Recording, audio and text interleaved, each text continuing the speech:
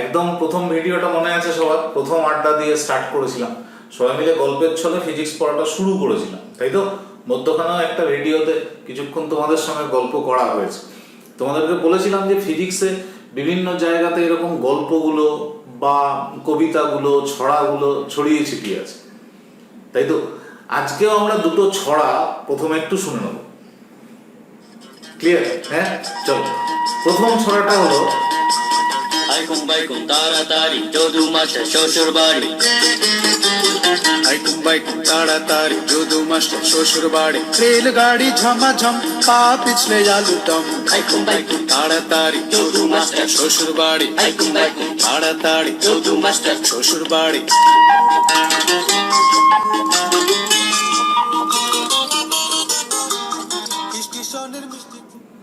এবার সেকেন্ড ছড়াটা।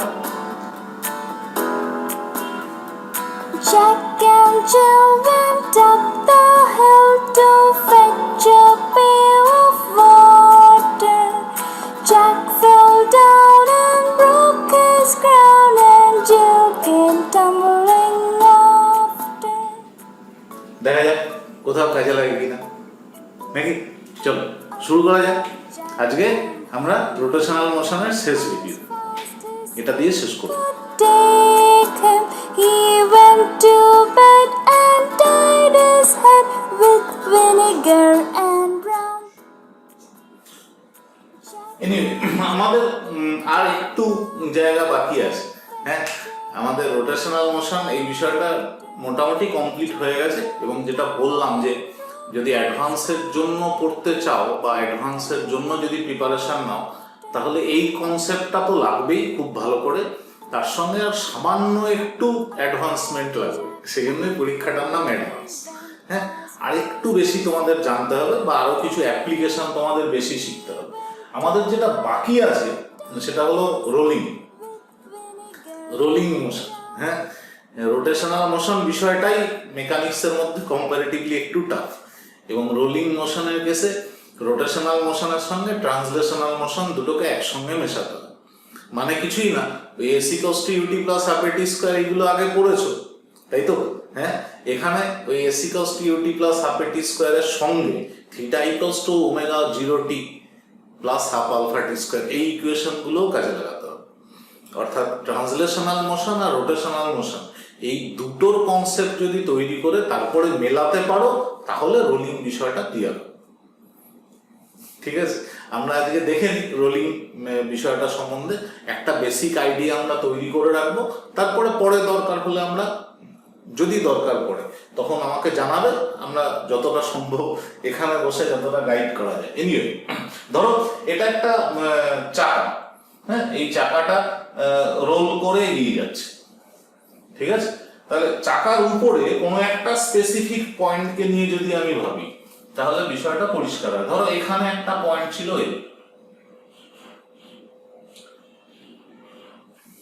এই কন্ট্যাক্টে এখানে একটা পয়েন্ট আছে বি।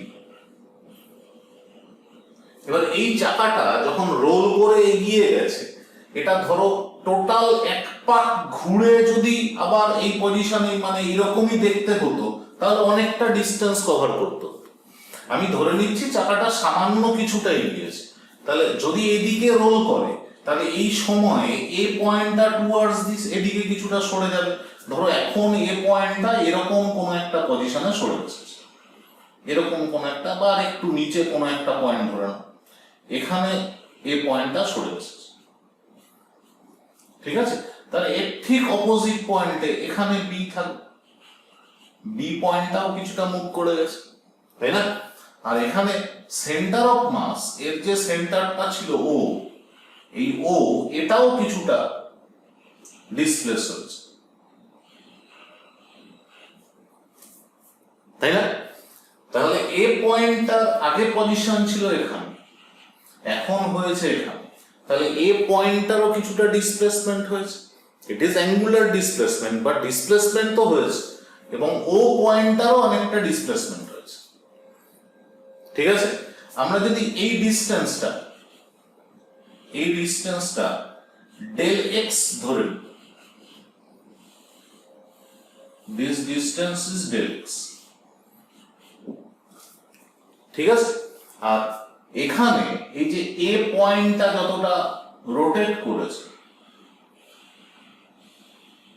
এই অ্যাঙ্গেলটা যদি ডেল থিটা ধরে,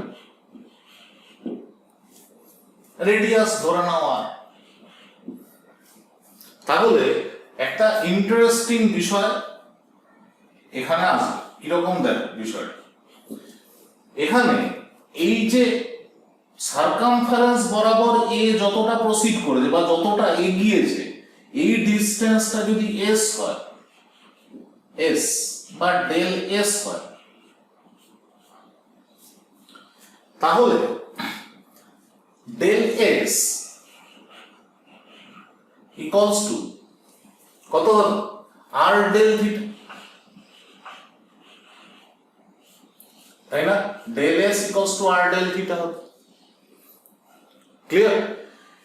তাহলে A pointer linear advancement it is del S, আর ও পয়েন্টার লিনিয়ার অ্যাডভান্সমেন্ট এটা হলো ডেল এক্স, তাই তো?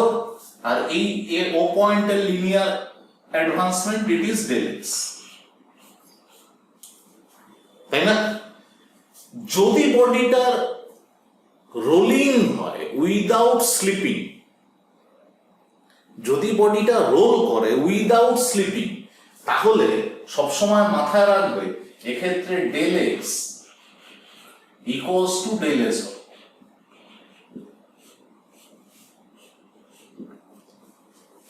বুঝতে পেরেছো? Del X equals to del S. তুমি খুব ভালো করে খেয়াল করে দেখো যে এই চাকাটা যদি একদম টোটাল এক পাক ঘুরে যায়, টোটাল একটা সার্কেল কমপ্লিট করে, তাহলে এ পয়েন্টটার লিনিয়ার ডিসপ্লেসমেন্ট কত হবে? এ পয়েন্টটা টোটাল একটা পাক যদি ঘুরে যেত, তাহলে এ পয়েন্টের লিনিয়ার ডিসপ্লেসমেন্ট ডেল এক্স এটা ইকুয়ালস টু কত হতো? 2 পাই আর, তাই না? চাকাটা এক পাক ঘুরলে কতটা এগোবে?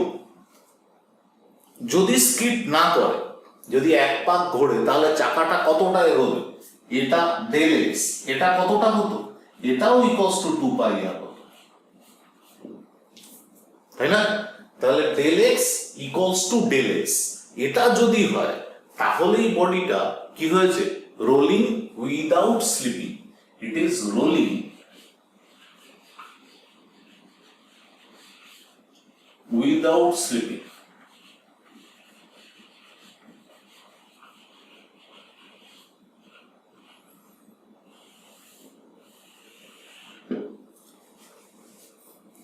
ঠিক আছে? হ্যাঁ, তাহলে রোলিং উইদাউট স্লিপিং এর কন্ডিশনটাকে আরেকটু ভালো করে ভাঙি। যদি এখান থেকে এত দূর পর্যন্ত যেতে এর টি সময় লাগে বা ডেল টি সময় লাগে, তাহলে দুদিকে আমরা ডেল টি দিয়ে ভাগ করে নিতে পারি। Del X by del T equals to del S by del T, তাই না? ডেল এস এটা ইকুয়ালস টু কত? R del theta by del t equals to r into del theta by del t, তাই না? এটাকে সহজ ভাষায় যদি লেখো dx dt লেখা যেতে পারে equals to r into d theta dt লেখা যেতে পারে, তাই তো? dx dt এটা মানে হলো velocity, it is equals to r into this one is angular velocity। তাহলে কন্ডিশন হলো v equals to r omega হতে হবে। Simple, clear? হ্যাঁ, তাহলে v equals to r omega এটা যদি হয়, তাহলে এটা কি হয়েছে? রোলিং হয়েছে উইদাউট স্লিপিং। এটাকে পিওর রোলিং বলা, ইট is rolling without sleeping. Clear? এবারে রোলিং উইদাউট স্লিপিং এক্ষেত্রে প্রত্যেকটা পয়েন্টের ভেলোসিটি আলাদা আলাদা করে বের করে নেওয়া যেতে পারে। কিরকম করে বের করা যায় সেটা একটু দেখো। দেখো, যে পয়েন্টটা গ্রাউন্ডের সঙ্গে কন্ট্যাক্টে থাকবে, গ্রাউন্ডের সঙ্গে যে পয়েন্টটা কন্ট্যাক্টে আছে, এই পয়েন্টটার তো কোনো লিনিয়ার ভেলোসিটি থাকে না, সেটা তো গ্রাউন্ডের সঙ্গে কন্ট্যাক্টে আছে, বুঝতে পেরেছো তো? বা তুমি ভাবতে পারো চাকাটা যদি সামনের দিকে যায় তাহলে এই পয়েন্টটা কিন্তু পেছনের দিকে যাবে, tendency of motion of this particle is towards this, তাই না? খুব সহজ ভাষায় যে এই পার্টিকেলটা লিনিয়ার ভেলোসিটি সামনের দিকে থাকে না কোনো কিছু, জিরো। ক্লিয়ার? তাহলে এই পার্টিকেলটা লিনিয়ার ভেলোসিটি থাকে জিরো, এই পার্টিকেলটার একটা লিনিয়ার ভেলোসিটি থাকে, এই পার্টিকেলটার একটা লিনিয়ার ভেলোসিটি থাকে। হ্যাঁ, আমরা এটাকে একটু সহজভাবে ভেবে নিই। ক্লিয়ার? দেখ, এখানে এই প্রত্যেকটা পয়েন্টের ট্রান্সলেশনাল ভেলোসিটি একটা আছে, প্রত্যেকটা পয়েন্টের ট্রান্সলেশনাল ভেলোসিটি, এই পয়েন্টটার translational velocity towards this VT, এই পয়েন্টটার translational velocity towards this, it is VT. এই পয়েন্টটারও ট্রান্সলেশনাল ভেলোসিটি টুয়ার্ডস দিস, এটা হলো ভিটি। ঠিক আছে? হ্যাঁ, এই পয়েন্টটা অ্যাঙ্গুলার ভেলোসিটির জন্য একটা ট্যানজেনশিয়াল ভেলোসিটি পাবে। ট্যানজেনশিয়াল ভেলোসিটি, ট্রান্সলেশনাল ভেলোসিটি না, ট্যানজেনশিয়াল ভেলোসিটি পাবে, স্পর্শকীয় বেগ। সেটা কোন দিকে হবে? ট্যানজেনশিয়াল ভেলোসিটি, দেখো ভালো করে চাকাটা এইভাবে রোটেট করছে, তাহলে এই পয়েন্টের ট্যানজেনশিয়াল ভেলোসিটি এদিকে কাজ করবে। এটা কি হবে? V tangential. আমি এটাকে স্মল টি দিয়ে লিখলাম, এটাকে ক্যাপিটাল টি দিয়ে লিখছি। ঠিক আছে? এই পার্টিকেলটার ট্যানজেনশিয়াল ভেলোসিটি এইভাবে রোটেট করছে, তাহলে এটা কোন দিকে হবে? সামনের দিকে। কত? ভিটি, ভি স্মল টি। আর সেন্টারে যে পার্টিকেলটা আছে তার ট্যানজেনশিয়াল ভেলোসিটি কত? ইট উইল বি জিরো, তাই না? আর ওমেগা, সিম্পলি। এই ভি স্মল টি এটা ইকুয়ালস টু আর ওমেগা, এটাও ইকুয়ালস টু আর ওমেগা। বোঝা গেছে? হ্যাঁ, এখন এই পয়েন্টটা ট্রান্সলেশনাল মোশনের জন্য সামনের দিকে একটা ভেলোসিটি আছে, that is VT, V capital T. আর রোটেশনাল মোশনের জন্য বা সার্কুলার মোশনের জন্য পেছনের দিকে একটা ট্যানজেনশিয়াল ভেলোসিটি আছে, স্পর্শকীয় বেগ। সেটা কত? ভিটি, ভি স্মল টি বা আর ওমেগা। তাহলে এই পার্টিকেলটার নেট ভেলোসিটি কত? ভি নেট অফ বি, এটা কত হবে? আমি যদি সামনের দিকটাই পজিটিভ ধরি তাহলে VT minus V small T হবে। It is equals to VT minus V small T মানে আর ওমেগা। ঠিক আছে? এই ট্যানজেনশিয়াল ভেলোসিটিটা কত ছিল? ইট ইজ ডিএক্স ডিটি, তাই না? মানে এই ভেলোসিটিটাই। তাহলে এখানে কত লিখতে পারবো? ভি মাইনাস আর ওমেগা। ক্লিয়ার? এই পয়েন্টটার ক্ষেত্রে কত হবে? ভি নেট ফর এ, এটা ইকুয়ালস টু কত হবে? It will be VT plus V small T, তাই না? এটা equals to V plus R omega. আর এই পার্টিকেলটার কত হবে? ইট ইজ অনলি ভি, তার কারণ এর কোন রকম ট্যানজেনশিয়াল ভেলোসিটি নেই। বুঝতে পেরেছো তো? আমি V equals to V COM লিখে নিতে পারি, কোনো অসুবিধা নেই। সেন্টার অফ মাসের linear velocity. Centre of mass এর কখনো রোটেশনাল ভেলোসিটি তৈরি হয় না, একটা পয়েন্টের রোটেশন কখনো হয় না, এটা লিনিয়ার মোশনেই যায়। অর্থাৎ এর সবসময় ট্রান্সলেশনাল মোশনই না। যদি চাকাটার শেপ চেঞ্জ না হয়, আর কি ওভাল শেপের হয়ে গেছে কোনো রকম, সেরকম যদি না হয়, তাহলে এই যে পয়েন্টটা আছে এই পয়েন্টটা সবসময় রাস্তার সঙ্গে প্যারালালি মুভ করে। ক্লিয়ার? তো এর কোন রকম ট্যানজেনশিয়াল ভেলোসিটি বা রোটেশনাল ভেলোসিটি থাকে না। V equals to V COM. Anyway, তাহলে এই ক্ষেত্রে আমরা কন্ডিশনটা যদি ইউজ করি V equals to R omega, মানে রোলিং এর কন্ডিশন বা পিওর রোলিং এর কন্ডিশন যদি ইউজ করি, তাহলে ভি আর আর ওমেগা সেম হলে ইট উইল বি জিরো। যেটা তোমাদের প্রথমেই বলেছিলাম, যে পয়েন্টটা কন্ট্যাক্টে আছে সেই পয়েন্টের ভেলোসিটি কত হলো? 0, তাই তো? এই পয়েন্টটার কত হলো? ইট is equals two 2v or 2 into VCO।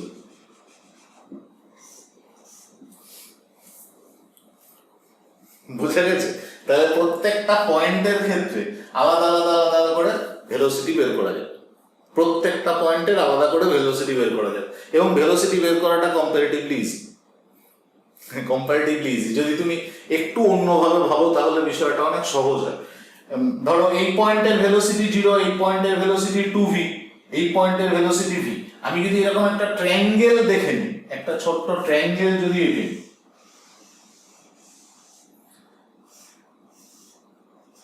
এটা 2VCO,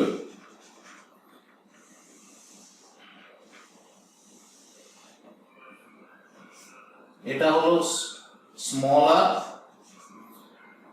এটা হলো 2r।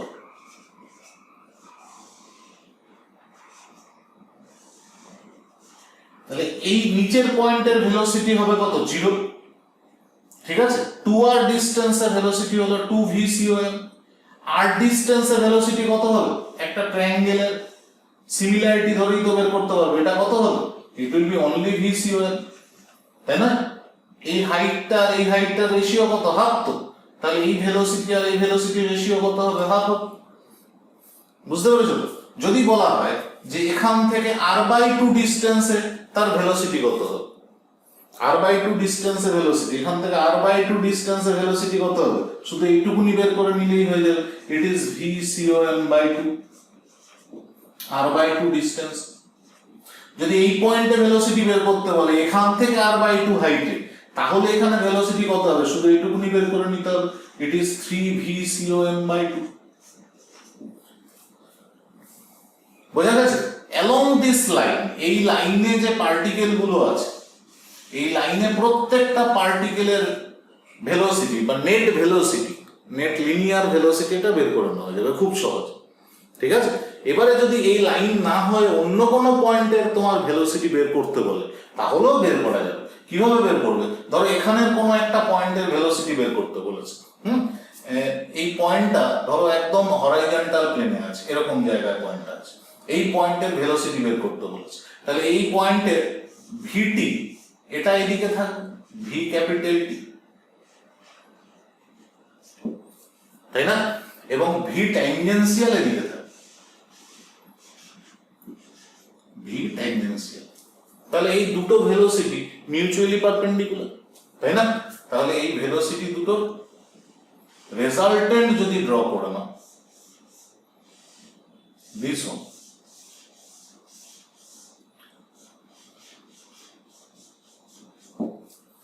এটা হয়ে যাবে তার কি? Linear velocity. বুঝতে পেরেছো তো? এই পার্টিকেলটা লিনিয়ার ভেলোসিটি হয়ে যাবে। বোঝাই যাচ্ছে এটা ভিটি, মানে এটা যদি ভি হয়, ভি ট্যানজেনশিয়াল, এটাও তো দেখলাম আমরা ভি হবে। তাহলে ভি 90 ডিগ্রি অ্যাঙ্গেলে থাকলে এটা কত হবে? এটা উইল বি v√2। বুঝতে পেরেছো তো? এখানের কোনো পয়েন্টের যদি বের করতে চাও ঠিক মিড পয়েন্টে, তাহলে এর towards this velocity কত হবে? It is vt/2, আর এদিকের ভেলোসিটি হবে v ক্যাপিটাল টি, তাই না? এই দুটোকে যদি তুমি ভেক্টরিক্যালি অ্যাড করে নাও তাহলে এর লিনিয়ার ভেলোসিটি পেয়ে যাবে। অর্থাৎ প্রত্যেকটা পার্টিকেলের লিনিয়ার ভেলোসিটি আলাদা করে বের করে নিতে পারবে, provided this must be given condition, একটা নির্দিষ্ট কন্ডিশনের ক্ষেত্রে। বোঝা গেছে? তাহলে যদি কোনো বডি রোলিং করে, মানে রোল করে উইদাউট স্লিপিং, তাহলে তার ক্ষেত্রে বিষয়টা খুব সহজে ব্যাখ্যা করা যেতে পারে, ঠিক আছে? এখানে গ্রাউন্ডের সঙ্গে এই যে কন্ট্যাক্ট পয়েন্ট, এই কন্ট্যাক্ট পয়েন্টটা ফ্রিকশনের জন্য আটকে থাকে। যদি ফ্রিকশন না থাকে তাহলে দুটো ঘটনা ঘটতে পারে, একটাকে বলা হয় স্লিপিং আর একটাকে বলা হয় স্কিটিং। বুঝতে পারছো তো? অনেক সময় স্কিট করে যায়। স্কিট করে যাওয়া মানে বোঝো তো? হ্যাঁ, ব্রেক করলে চাকা দুটো আটকে গেল, বুঝতে পেরেছো? তখন দেখবে গাড়িটা স্কিট করে গেছে। আবার স্লিপিং বিষয়টা হলো এরকম যে ধরো গাড়িটাতে তুমি কোথাও কাদায় আটকে গেছে, বুঝতে পেরেছো তো, বা রাস্তায় তেল পড়েছিল সেখানে আটকে গেছে, সেখানে তুমি গাড়িটাকে চালানোর চেষ্টা করছো, চাকাটা খুব জোরে ঘুরে যাচ্ছে, চাকাটা খুব জোরে ঘুরে যাচ্ছে কিন্তু লিনিয়ার ভেলোসিটি তৈরি হচ্ছে না। ঠিক আছে, এরকম দুটো ঘটনা আরো ঘটতে পারে। তাহলে এটাকে যদি সামারাইজ করা হয়, সামারাইজ করলে কি দাঁড়াবে? সামারাইজ করলে দাঁড়ালো যে del X equals to del X, মানে ভি সিও এটা ইকুয়ালস টু আর ওমেগা। এটা হলো এক্ষেত্রে কন্ডিশন, মানে আমরা যেটা করলাম rolling without slipping, it is rolling without sleeping.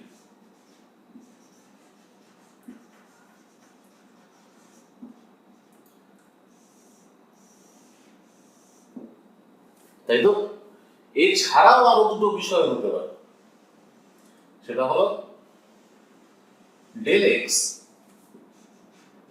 Less than del S হতে পারে, মানে ভিসিও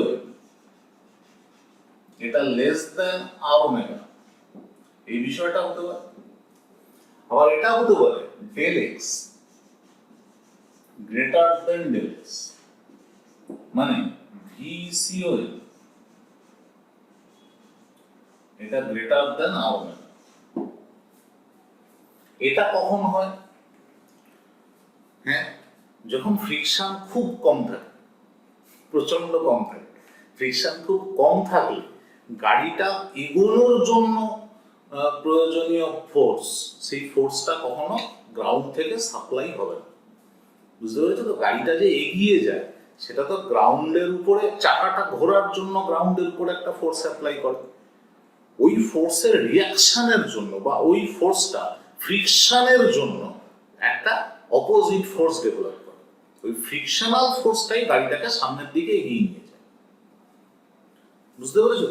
তাহলে যদি কোনো কারণে ওই ফ্রিকশনাল ফোর্সটা সাপ্লাই না করতে পারে, ধরো চাকাটা কাদার মধ্যে আটকে গেছে, কাদায় পড়ে গেছে, হ্যাঁ, বা জল ছিল কোথাও, বা রাস্তায় তেল পড়েছিল, সেক্ষেত্রে গাড়িটাকে যখন তুমি অ্যাক্সেলারেট করার চেষ্টা করছো তখন কি হবে? ফ্রিকশনাল ফোর্স সাপ্লাই করতে পারবে না। যদি ফ্রিকশনাল ফোর্স সাপ্লাই করতে না পারে তাহলে চাকাটা রোল করে যাবে, রোটেট করে যাবে। বুঝতে পেরেছো তো? এবং যে প্রয়োজনীয় ভেলোসিটি, লিনিয়ার ভেলোসিটি যেভাবে রোল করছে বা যতটা রোল করছে তার ইকুইভ্যালেন্ট লিনিয়ার ভেলোসিটি কিছুতেই গেইন করতে পারবে না। বুঝতে পেরেছো? তাহলে সেক্ষেত্রে কি হবে? যে ভিসিওএম এটা আর ওমেগার থেকে কম। বোঝা গেছে? আরেকটা ব্যাপার হতে পারে, সেটা ইনার্শিয়ার জন্য, জড়তার জন্য, হ্যাঁ, বা বলা যেতে পারে কাইনেটিক ইনার্শিয়া, গতি ও জড়তার জন্য। কিরকম? ধরো তুমি গাড়ি চালিয়ে আসছো বা বাইক চালিয়ে বা সাইকেল চালিয়ে আসছো, রাস্তায় বালি পড়ে আছে, বা রাস্তায় বৃষ্টি হয়েছিল, কাদা হয়ে গেছে, বা শ্যাওলা পড়ে আছে, শ্যাওলা জমে গেছে। সেক্ষেত্রে তুমি হয়তো সাইকেল চালিয়ে আসতে গিয়ে কোথাও ব্রেক করলে কি হবে? ব্রেক কি করবে? চাকাটাকে আটকে দেবে, চাকাটাকে ঘুরতে দেবে না। বুঝতে পেরেছো তো? চাকাটাকে ঘুরতে না দিলে কি হওয়া উচিত ছিল? সাইকেলটা দাঁড়িয়ে পড়া উচিত ছিল, কিন্তু এক্ষেত্রে ওই প্রয়োজনীয় ফ্রিকশনাল ফোর্স যেটা আছে, ওই ফ্রিকশনাল ফোর্স চাকাটাকে দাঁড়াতে দেয়নি, মানে যতটা বাধা দেওয়ার ছিল ততটা দিতে পারে। তাহলে কি হবে? সাইকেলটা এগিয়ে যাবে, কিন্তু তার ক্ষেত্রে ওই চাকাটার যতটা রোলিং হওয়ার কথা ছিল ততটা রোলিং হবে না। এটাকে বলা হয় স্কিডিং মোশন, স্কিড করে যাওয়া। ঠিক আছে? আর এটাকে বলা হবে স্লিপিং। এই দুটোর ক্ষেত্রেই ফ্রিকশন দেয়। ঠিকঠাক মতন ফ্রিকশন যদি প্রোভাইড করতে পারো তাহলে ভিসিওএম এবং আর ওমেগা সেম হবে, সেক্ষেত্রে রোলিং উইদাউট স্লিপিং, গড়িয়ে এগিয়ে যাবে। বোঝা গেছে? ক্লিয়ার? আচ্ছা, এবার তোমাদের ওই দুটো ছোট্ট রাইম শুনিয়েছিলাম ছোটবেলায় শোনা, মানে আমাদের ছোটবেলা মানে বুঝতে পারছো বহু আগে, তোমাদের ছোটবেলাতেও শুনেছো, অবশ্য সন্দেহ আছে শুনেছো কিনা, তার কারণ শিক্ষা ব্যবস্থার তো যে হারে পরিবর্তন হচ্ছে, ছোটবেলাটা এখন আর ছোটবেলা খুব একটা নেই, তবুও মোটামুটি সবারই শোনা। যদি এই সাধারণ কিছু ছড়া মনে রাখতে পারো তাহলে বহু কমপ্লিকেটেড কোশ্চেন সলভ হয়ে যেতে পারে ইজিলি, যেখানে অন্য কাউকে সলভ করতে গেলে অনেক ঘাম ঝরাতে হবে। সেক্ষেত্রে তোমাদের এই দুটো ছোট ছোট জিনিসের যদি সাহায্য নাও তাহলে অনেক সহজে এই টোটাল বিষয়টা সহজে এক্সপ্লেন করা যাবে। দেখা যাক কিভাবে। আমরা বিষয়টা একটুখানি দেখি। ধরো এরকম একটা স্লোপ আছে, এরকম একটা স্লোপ আছে, এই স্লোপ বরাবর কোনো একটা বডি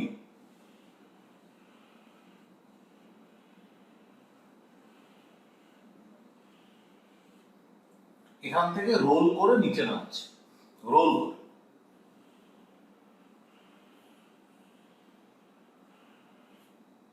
ঘুরতে ঘুরতে নিচে এসে পৌঁছেছে।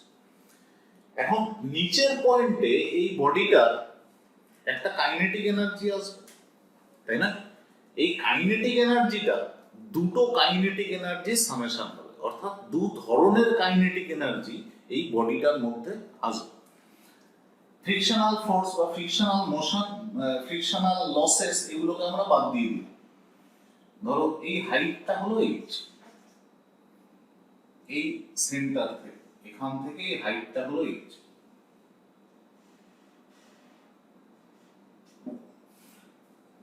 ঠিক আছে, তাহলে এই বডিটা potential energy loss that will be mgh।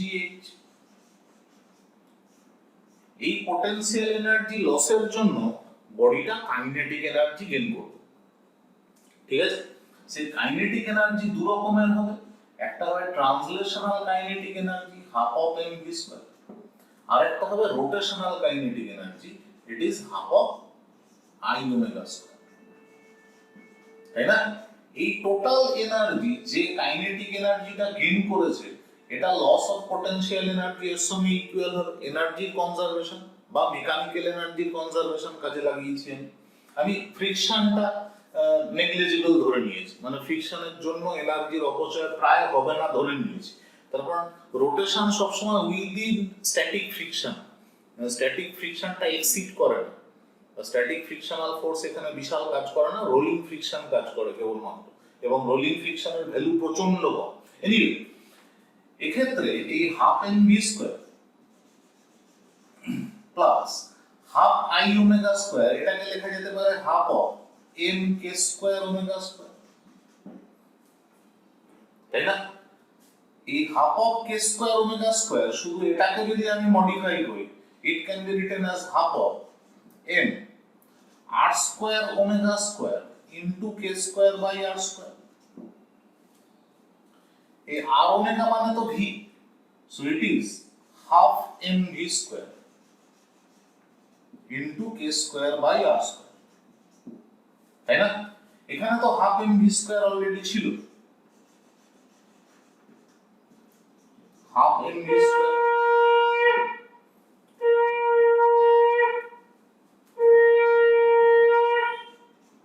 it is equals to half mv square into r square plus k square by r square। এভাবেও লিখতে পারো, বা একদম শুধু কমন নিয়ে half of mv square into 1 plus k square by r square এভাবেও লিখতে পারো, তাই না? তাহলে half of mv square into 1 plus k square by r square এটা mg এর সঙ্গে যদি ইকুয়াল হয়, mm ক্যান্সেল হয়ে যাবে দুটো সাইডে। ও এটা স্মল m হয়ে গেছে, এটা ক্যাপিটাল M করে দিই, তাহলে সম্মানে লাগবে। mm ক্যান্সেল হয়ে যাবে, সো v ইকুয়ালস টু হয়ে যাবে root under 2gh by this one 1 plus k square by r square. Velocity equals to বোঝা গেছে? এখন এই ইকুয়েশনটা ভালো করে দেখো, ইকুয়েশনটা ভালো করে দেখো। আমি এই আর স্কয়ারটাকে উপরে নিয়ে গিয়ে নিচে আর স্কয়ার প্লাস কে স্কয়ার লিখতে পারি। কোনো একটা বডি এই আর স্কয়ার বা এই কে স্কয়ার বাই আর স্কয়ার এই রেশিওটার উপর ডিপেন্ড করছে তার ভেলোসিটি কতটা বেশি হবে না কম। যদি বডিটা স্কিড করে আসতো, মানে পিছলে নামতো, তাহলে সেক্ষেত্রে যদি ফ্রিকশন না কাজ করতো, ফ্রিকশন কাজ না করলে তো অলরেডি বডি রোল করবেই না, সেক্ষেত্রে velocity it is equals two √2gh। Simply, তার কারণ এই ক্ষেত্রে I half I omega square এই বিষয়টা থাকতো না, তাহলে ভি কেবলমাত্র কত হতো √2gh ভেলোসিটি। যদি এটা রোল করে আসে তাহলে velocity equals to √2gh/1 plus K square plus R square. এটা রোলের ক্ষেত্রে, রোলিং মোশনের। এবং এই ট্রান্সলেশনাল ভেলোসিটি যেটা গেইন করেছে তার উপরেই টাইমটা ডিপেন্ড করবে। টাইমটা রোটেশনাল ভেলোসিটির উপর ডিপেন্ড করবে না। রোটেশনাল ভেলোসিটি কি করবে? বডিটাকে শুধু রোটেট করাবে। ট্রান্সলেশনাল ভেলোসিটির জন্যই তো বডিটা আগে যাবে, তাই না? তাহলে এই ট্রান্সলেশনাল ভেলোসিটি কার বেশি আছে তার উপরে ডিপেন্ড করছে কোন বডিটা আগে গ্রাউন্ডে পৌঁছবে। ক্লিয়ার? এবারে দেখো, এই কে স্কয়ার বাই আর স্কয়ার এই ভ্যালুটা যত বেশি হবে তত এই টোটাল ফ্যাক্টরটা ছোট হয়ে যাবে। কে স্কয়ার বাই আর স্কয়ারের ভ্যালু হাইয়ার, তার মানে কি রোটেশনের কেসে লিনিয়ার ভেলোসিটি লোয়ার। এখানে তো রোটেশনাল ভেলোসিটি নেই, তাহলে এর কেসে এই বডিটা অনেক আগে গ্রাউন্ডে এসে পৌঁছবে যদি বডিটা রোল না করে। অর্থাৎ উইদাউট রোলিং যদি বডিটা শুধুমাত্র স্লিপ করে গ্রাউন্ডে পৌঁছতো তাহলে সেই বডিটা সব থেকে তাড়াতাড়ি গ্রাউন্ডে পৌঁছতো। ক্লিয়ার? এখানে যদি কোনো ফ্রিকশন কাজ না করে বডিটা স্লিপ করে গ্রাউন্ডে পৌঁছেছে তাহলে সেই বডিটা অনেক আগে পৌঁছতো। যদি সেক্ষেত্রে বডিটা রোল করে গ্রাউন্ডে পৌঁছয় তাহলেও বডির শেপের উপর ডিপেন্ড করে এক একটা বডি এক একটা সময় গ্রাউন্ডে পৌঁছবে। বোঝা গেছে কি বললাম? ভালো করে বোঝো। এই কে স্কয়ার বাই আর স্কয়ার, কে এর ভ্যালু যত বেশি হবে, কে এর ভ্যালু যত বেশি হবে তত বডিটার ক্ষেত্রে এই linear velocity, in case of rolling linear velocity এর ভ্যালু কম হবে। অর্থাৎ কে এর ভ্যালু যত বেশি হবে, কে হাইয়ার, রোলিং এর কেসে ট্রান্সলেশনাল ভেলোসিটি এটা তত কম হবে।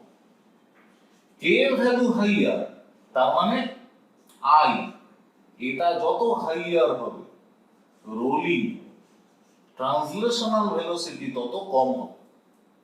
বুঝতে পেরেছো তো? বা উল্টোটা, আই এটা যত কম হবে তত ভেলোসিটি বেশি হবে। ঠিক আছে? এবারে তোমাকে একটা জেনারেল কোশ্চেন নিয়ে দেখাই। ধরো আমাকে বলা হয়েছে একটা ডিস্ক আর একটা রিং উপর থেকে একটা নির্দিষ্ট হাইট থেকে ছেড়ে দেওয়া হয়েছে এবং দুটোই রোল করে গ্রাউন্ডে নেমেছে। কে আগে পৌঁছবে? এটা মেন্স লেভেলের কোশ্চেন বা অ্যাডভান্স আগে যখন ওই শুধুমাত্র জয়েন্টের একসঙ্গে পরীক্ষা হতো, মানে AIEEE পরীক্ষাগুলো হতো, তখনকার কোশ্চেন এগুলো প্রচন্ড দেওয়া হতো। এই ধরনের কোশ্চেন গুলো, একটা রিং, একটা ডিস্ক, একটা হলো স্ফিয়ার, একটা সলিড স্ফিয়ার, দুটো একসঙ্গে ছেড়ে দেওয়া হয়েছে একই হাইট থেকে।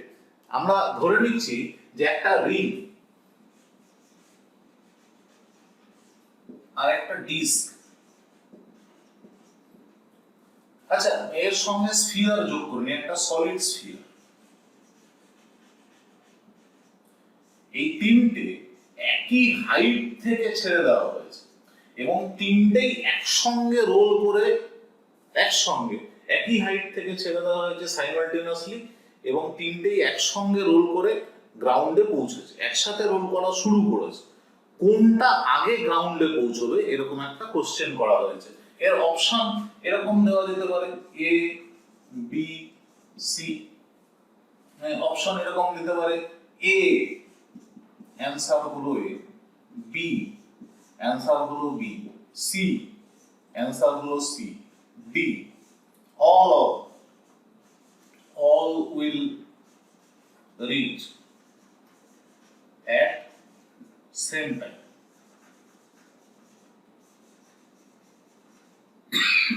Sorry.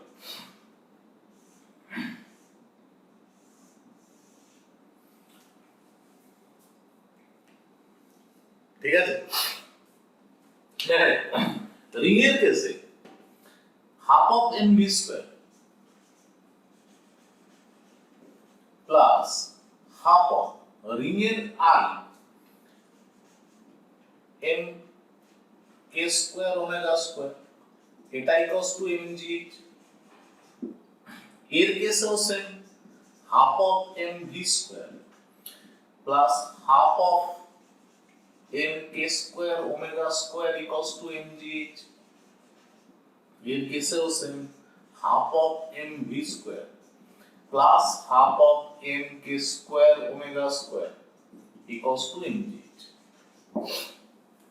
তাই তো রিং এর কেসে কে ইকুয়ালস টু আর হয়, রেডিয়াস অফ জাইরেশন। তাহলে এর ক্ষেত্রে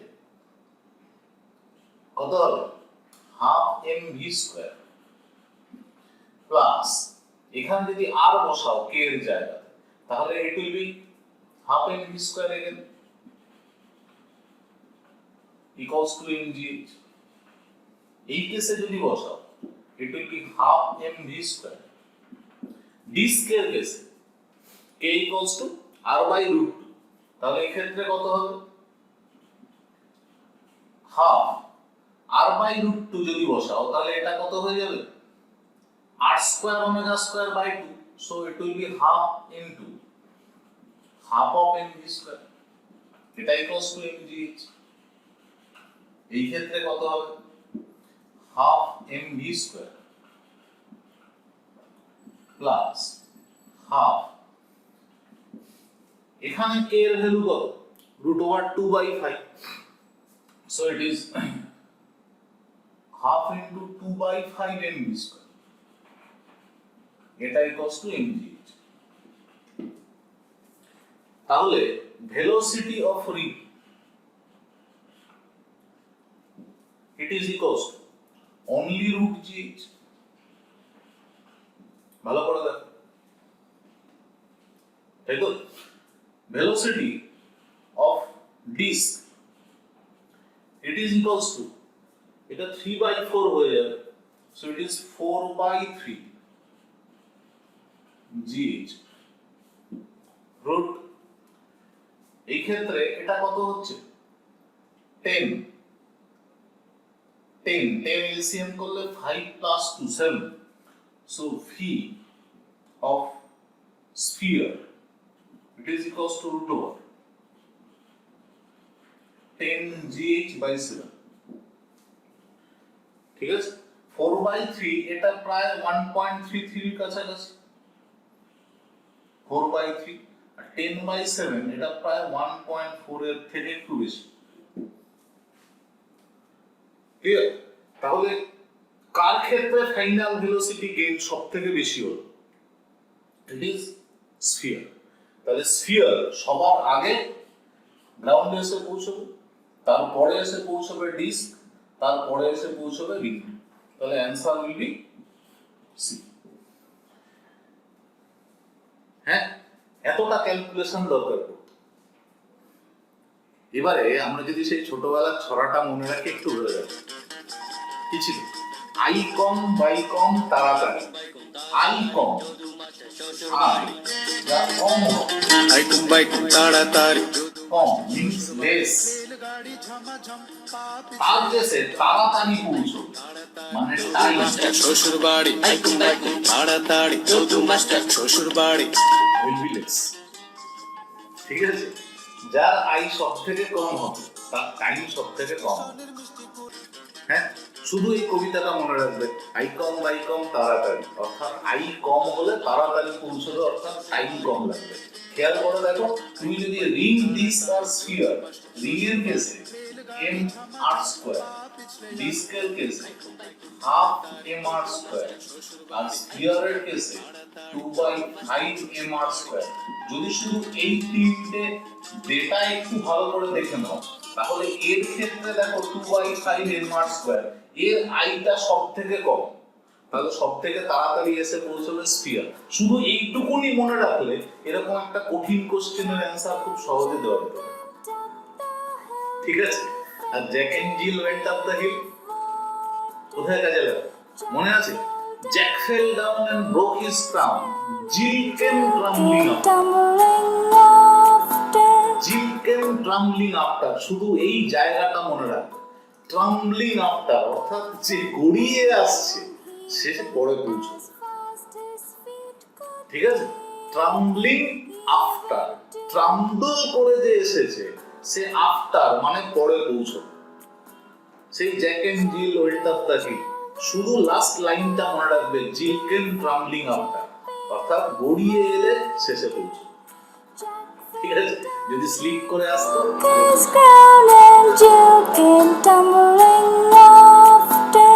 ধরে নাও এটা একটা cycle.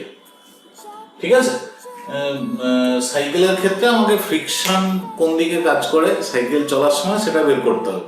It is quite related with rolling motion. Cycle মানে ধরে নাও কিছু করার নেই, তার কারণ হলো এক্সাক্ট ছবি আঁকা টাফ, মানে সেরকম ভাবে ছবি আঁকা আমি কোনোদিন শিখিনি। যতটা আমার থিওরিটিক্যালি বোঝার দরকার আছে ততটা বুঝতে পারলেই হলো। ধরে নাও সাইকেলের এটা ফ্রন্ট সাইড, এটা পেছনের দিক, সাইকেলের চাকা দুটো গ্রাউন্ডের সঙ্গে কোনো একটা পয়েন্টে কন্ট্যাক্টে আছে। ক্লিয়ার? এবারে আমরা যখন সাইকেলের ক্ষেত্রে ফ্রিকশনের ডিরেকশন দেখব তখন দুটো ক্ষেত্র আমাদের দেখতে হবে। একটা হলো হোয়েন অ্যাক্সেলারেটিং, হ্যাঁ, যদিও অ্যাক্সেলারেশন করার জন্য কেউ বসেনি, আমি কাউকে চাপাইনি, ধরে নাও যে কেউ সাইকেলে বসে প্যাডেল করছে অ্যান্ড সাইকেল ইজ অ্যাক্সেলারেটিং, মানে সেটা ভেলোসিটি আস্তে আস্তে বাড়ছে। এবারে ভেলোসিটি বাড়ানোর জন্য কি করতে হবে? তোমাকে প্যাডেল করতে হবে। যদি প্যাডেল করতে হয় তাহলে প্যাডেলের সঙ্গে মানে এখানে চেনের মাধ্যমে সাইকেলের পেছনের চাকাটা যুক্ত আছে শ্যাফটের সঙ্গে, তাই তো? পেছনের চাকাটা যদি অ্যাড করা থাকে তাহলে পেছনের চাকাটা রোল করবে। কোন ডিরেকশনে রোল করবে? না টুয়ার্ডস দিস, রোটেশনের ডিরেকশনটা হবে এদিকে, it will be towards this, তাই না? তাহলে এই গ্রাউন্ডের এই যে পয়েন্টটা আছে এই পয়েন্টের রোটেশনের ডিরেকশন হবে টুয়ার্ডস দিস, তাই তো? মনে মনে ধরে নাও যে এই চাকাটা গ্রাউন্ড থেকে কিছুটা উঁচুতে রাখা হয়েছে, মানে গ্রাউন্ডের সঙ্গে কন্ট্যাক্ট নেই। তাহলে এক্ষেত্রে গ্রাউন্ড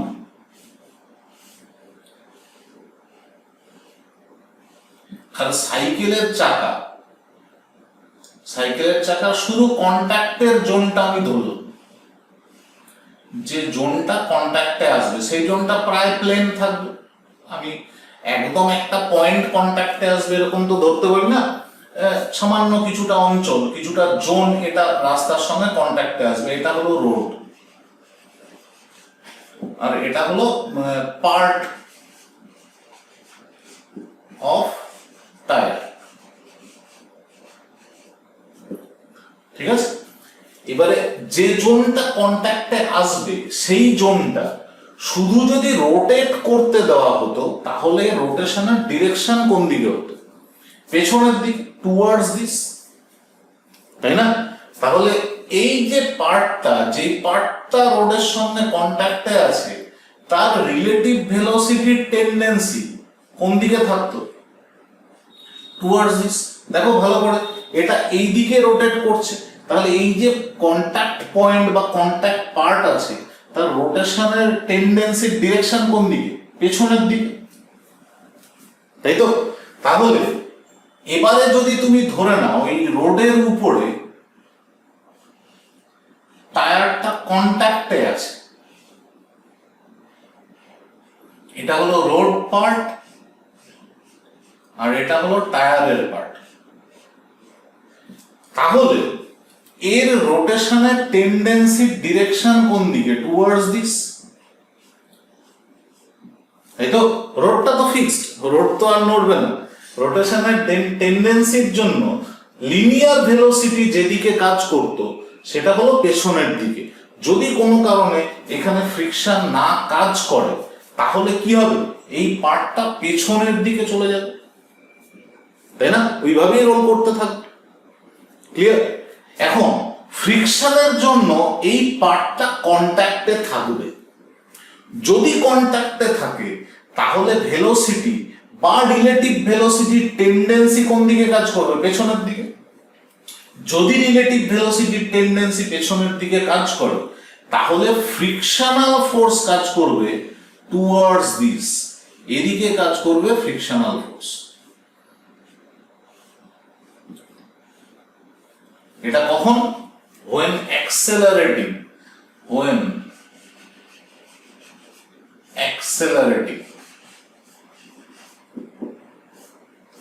অর্থাৎ তুমি যখন প্যাডেল করছো তখন ফ্রিকশনের ডিরেকশন থাকবে ফ্রিকশনাল ফোর্স এফ, আমি আর লিখলাম ফ্রিকশনাল ফোর্স।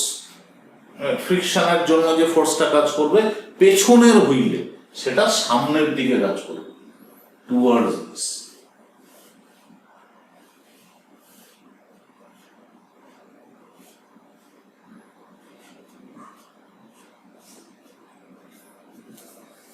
ক্লিয়ার? পেছনের চাকার ক্ষেত্রে ক্লিয়ার হয়েছে। এবারে সামনের চাকার ক্ষেত্রে দেখো। সামনের চাকার ক্ষেত্রে তো কে ফোর্স অ্যাপ্লাই করেছে? টোটাল বডিটা, তাই না? সামনের চাকাটা কি এমনিতে ঘুরতো? সামনের চাকাটা যদি একই রকম ভাবে গ্রাউন্ডের উপরে তুলে দিতে তাহলে সামনের চাকাটা কি রোটেট করতো? যে পার্টটা গ্রাউন্ডে আছে রোটেট করতো কোনোভাবে? একদমই না, তাই না? এইবারে তুমি কি করেছো? With the help of the system total সাইকেলটা এগিয়ে যেতে চাইছে। যদি টোটাল সাইকেলটা এগিয়ে যেতে চায় তাহলে সেক্ষেত্রে ফ্রিকশনাল ফোর্স সামনের চাকার ক্ষেত্রে কোন দিকে করবে?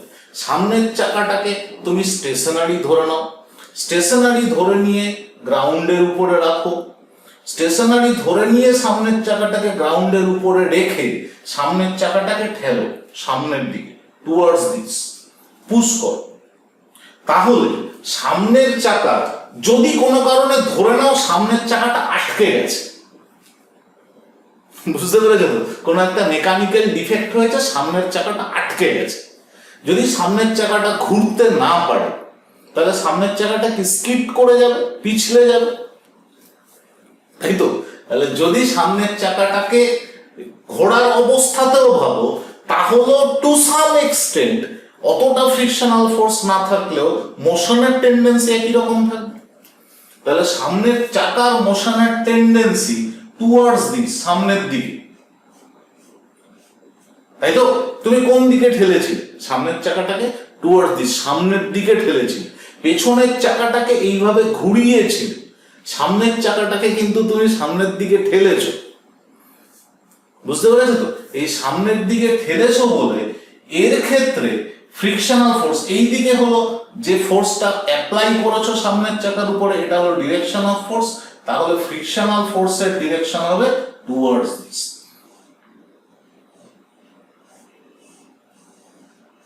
এটা হলো ফ্রিকশনাল ফোর্সের ডিরেকশন এফ আর। বোঝা গেছে? তাহলে সামনের চাকায় ফ্রিকশন কোন দিকে কাজ করবে? Towards this.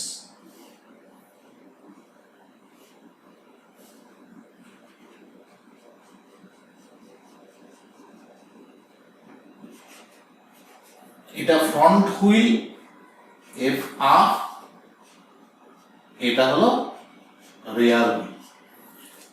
তাহলে যখন অ্যাক্সেলারেশনের চেষ্টা করছো, মানে সাইকেলটাকে যখন তুমি অ্যাক্সেলারেট করছো, প্যাডেল করছো, তখন পেছনের চাকায় ফ্রিকশন হবে সামনের দিকে এবং সামনের চাকার ফ্রিকশন হবে পেছনের দিকে।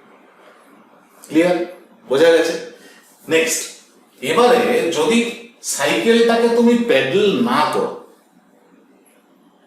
সাইকেলটাকে এবারে তুমি আর প্যাডেল করোনি, মানে তুমি সাইকেলের চাকাটাকে এইভাবে ঘোরানোর জন্য কোনো ফোর্স অ্যাপ্লাই করো বা ব্রেক করেছো, যে কোনো ক্ষেত্রে তুমি যদি এইটাকে ঘোরানোর জন্য কোনো রকম ফোর্স অ্যাপ্লাই না করো, রোটেট যদি না করাতে চাও, তাহলে সামনের চাকা এবং পেছনের চাকা দুটোর ক্ষেত্রেই বিহেভিয়ার সেম হবে,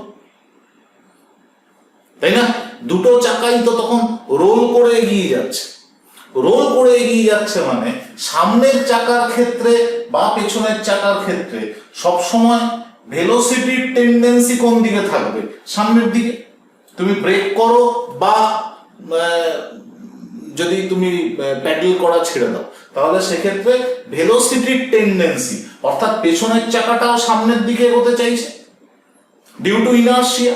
একটা ভেলোসিটি ছিল, ইনার্শিয়ার জন্য সামনের দিকে এগোতে চাইছে, সামনের চাকাটাও ডিউ টু ইনার্শিয়া সামনের দিকে এগোতে চাইছে। তাহলে এই যে কন্ট্যাক্ট পয়েন্ট, এই কন্ট্যাক্ট পয়েন্টে পেছনের চাকাটাও সামনের দিকে এগোতে চাইছে, সামনের চাকাটাও সামনের দিকে এগোতে চাইছে। তাহলে দুটো চাকার ক্ষেত্রেই মোশনের টেন্ডেন্সি বা রিলেটিভ ভেলোসিটির টেন্ডেন্সি সামনের দিকেই হবে। ক্লিয়ার? যদি রিলেটিভ ভেলোসিটির টেন্ডেন্সি সামনের দিকে হয়, ফ্রিকশনাল ফোর্স কোন দিকে কাজ করবে? পেছনের দিকে। অর্থাৎ যখন সাইকেলটাকে তুমি প্যাডেল করোনি বা ব্রেক করেছো, তখন দুক্ষেত্রে ফ্রিকশনাল ফোর্স টুয়ার্ডস দিস হবে, Fr